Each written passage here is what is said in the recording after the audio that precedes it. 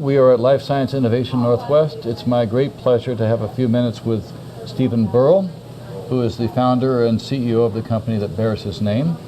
If you were to characterize the life sciences community as an ecosystem, you would find Mr. Burill at the very epicenter of it. And we're going to have a chance to learn a little bit about his company, what it does, but also hear his thoughts on this conference and the status of life sciences in the Northwest and beyond. So with that, welcome, Steven. Thank you Nice very much for taking the time to be here.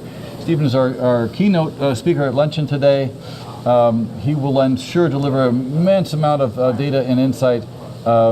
We have more limited time, but first, just a few words about the company. What does it do and how does it do it? So Burill Company is about 80 people around the world. We have offices today all over the world. We're focused on three major businesses. We have about $1.5 billion in our venture business, and we own about 100 companies spread all over the world. We have an investment banking, merchant banking business where we do transactions for people, buy-side, sell-side transactions, research. And we have a media business where we write and talk and communicate about the industry. Most of the people in San Francisco. We have a New York office. We have an office in Moscow and in Rio and Kuala Lumpur and Shanghai and various garden spots around the world.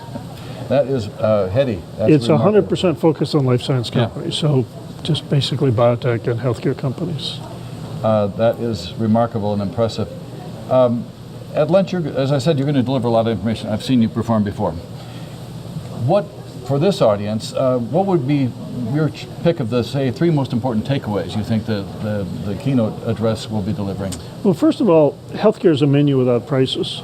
It's the only place in the world in which kind of the laws of economics don't work.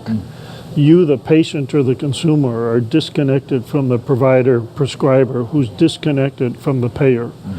And whether you're Starbucks or whether you're Amazon or whether you're Microsoft or any companies you and I know, there's a value proposition between the customer and the company that plays by the laws of economics. If it's worth it, you will pay for it.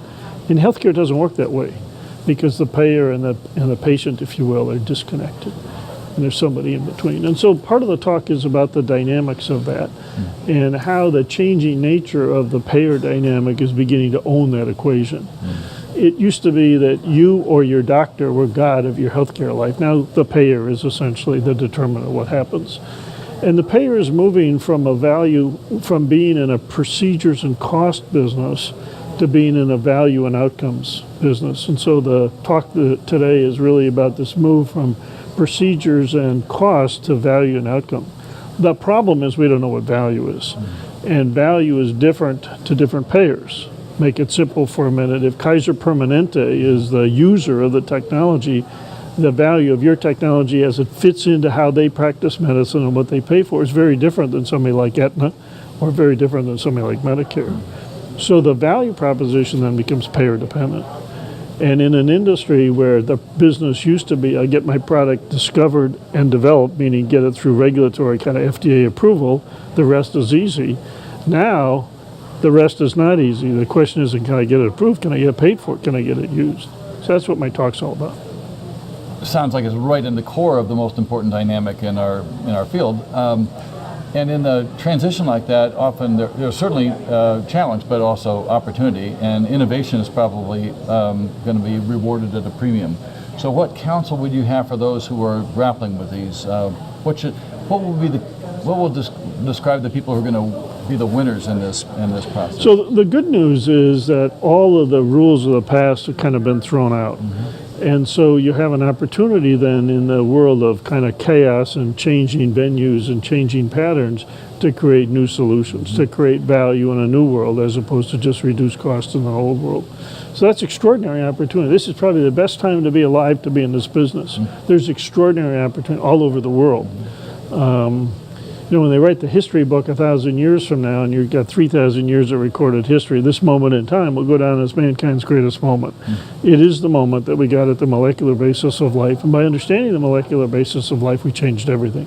Changed agriculture, changed energy, changed climate, we changed clean water, we clearly changed healthcare. So this industry that we're a part of is the right industry at the right moment in time. We just happen to be alive when that's happening. So that's extraordinary opportunity. But it's not going to be building the next generation pharmaceutical companies. It's not even going to be building companies like Genentech or Amgen. We're going to create new models around new technology. And it's not just limited to biotechnology, because I can pull my phone out and I can put my EKG and show you my EKG live. And so as you get to the personalization of medicine, there's a lot of technologies coming out of other than just biology and chemistry that are driving change. And so we begin to think about healthcare more holistically than biotechnology or life sciences more narrowly. So that's a very exhilarating prospect. I love your way you describe this moment in time as being the best time to be alive, and happy to be part of that.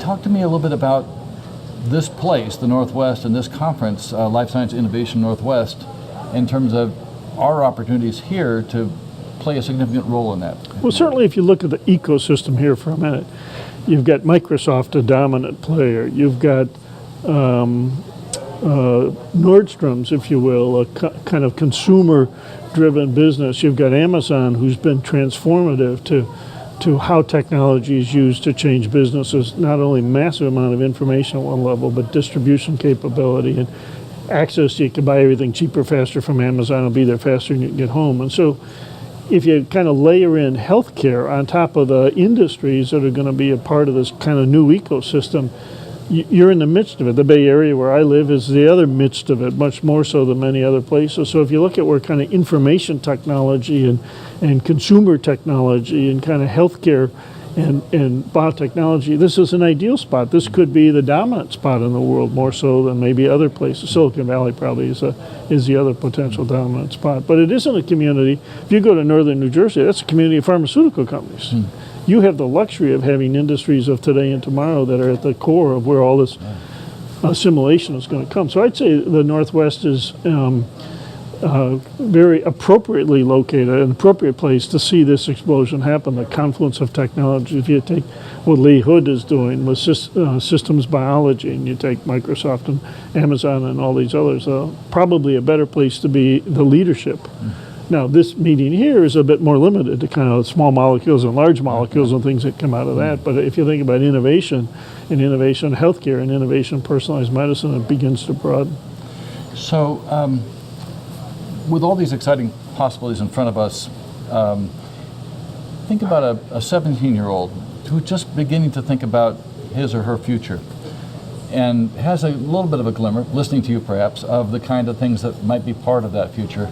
What advice would you have for somebody at that stage of school and beginning to think about a career? What are the things that a 17-year-old might want to bear in mind as she or he proceeds?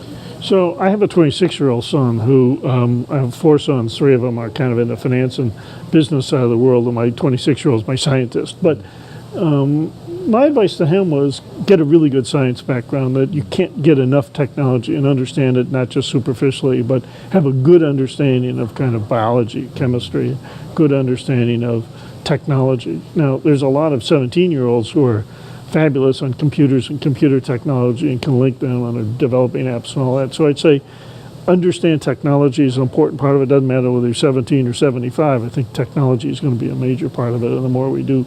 Secondly is to kind of think about things that are different solutions to problems. Most of the innovation comes from small companies, not big companies. So, a creative 17-year-old has as much opportunity as the biggest companies of the world to try and solve these problems.